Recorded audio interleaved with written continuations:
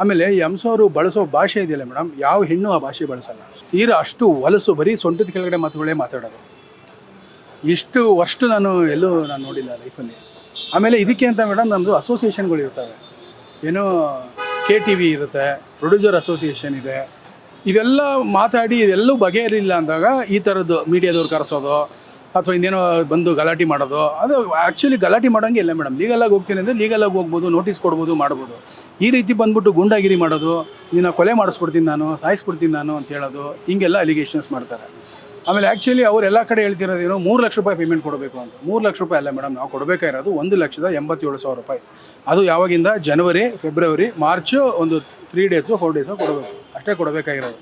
ಜನವರಿ partial payment ಮಾಡ್ತಿದ್ವಿ, ಅವರೇ ನಾವು ಲೀಗಲಾಗಿ ಹೋಗ್ತೀವಿ ಅನ್ನೋ ಕಾರಣಕ್ಕೆ ನಾವು ಸುಮ್ಮನಾಗಿದ್ವಿ. ಇವರು ಬೇಕಂತ ನಮ್ಮನ್ನು ಏನಾಗಿದೆ, ನಾನು ಮೇಡಮ್ ಸೋತ್ಬಿಟ್ಟಿದ್ದೀನಿ, ಸತ್ತಿಲ್ಲ. ಇವ್ರು ಏನು ಮಾಡಿದ್ದಾರೆ, ಎಲ್ಲರೂ ಏನು ಮಾಡ್ತಿದ್ದಾರೆ ಅಂದರೆ, ಸೋತಿದ್ದೀನಿ ಅಂದ ತಕ್ಷಣ ಚೆನ್ನಾಗಿ ಹೊಡೆದು ಸಾಯಿಸಿ ಸಮಾಧಿ ಮಾಡಿ ಗೋರಿ ಕಟ್ತಾ ಇದ್ದಾರೆ. ಇವತ್ತಿನ ನಮ್ಮ ಕನ್ನಡ ಇಂಡಸ್ಟ್ರಿ ಪರಿಸ್ಥಿತಿ ಇದೇ ಆಗಿರೋದು. ಸಿನಿಮಾ ಹೊರತಾಗಿ ಸೀರಿಯಲ್ ಏನೂ ಬದಲಾಗಿಲ್ಲ. ಸೀರಿಯಲ್ ನಿರ್ಮಾಪಕರಲ್ಲಿ ಪ್ರತಿಯೊಬ್ಬರೂ ಕೂಡ ಇವತ್ತು ನಷ್ಟದಲ್ಲೇ ಇರೋದು.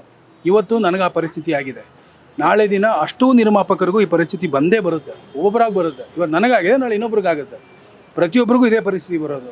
ಎಂಥ ಟ್ಯಾಂಟ್ರಮ್ಸು ಅಂದರೆ ಮೇಡಮ್, ಈ ಆರ್ಟಿಸ್ಟು ಹಂಸ ಅನ್ನೋರು 12 ಗಂಟೆ ಕಡಿಮೆ ರೆಡಿ ಆಗಲ್ಲ ಮೇಡಮ್. ಸಂಜೆ 7:30 ಮೇಲೆ ಇರೋದಿಲ್ಲ.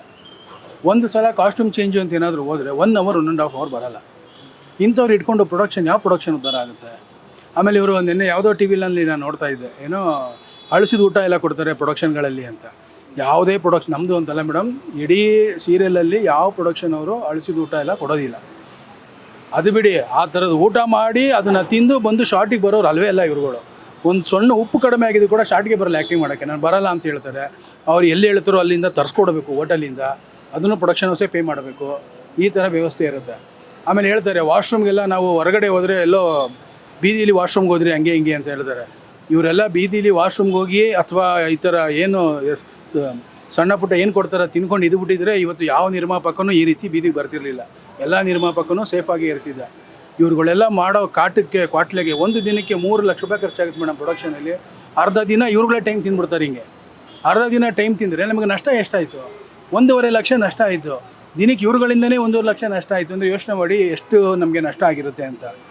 ಇವ್ರುಗಳೆಲ್ಲ ನೀಟಾಗಿ ಕಲಾವಿದರು, ಎಲ್ಲ ಪ್ರತಿ ಕಲಾವಿದರು ಎಲ್ಲರೂ ಹಿಂಗೆ ಮಾಡ್ತಾರೆ ಅಂತ ಹೇಳ್ತಿಲ್ಲ, ಒಂದು ಅರ್ಧಕ್ಕರ್ಧ ಜನ ಅಂತೂ ಇದನ್ನು ಮಾಡೇ ಮಾಡ್ತಾರೆ.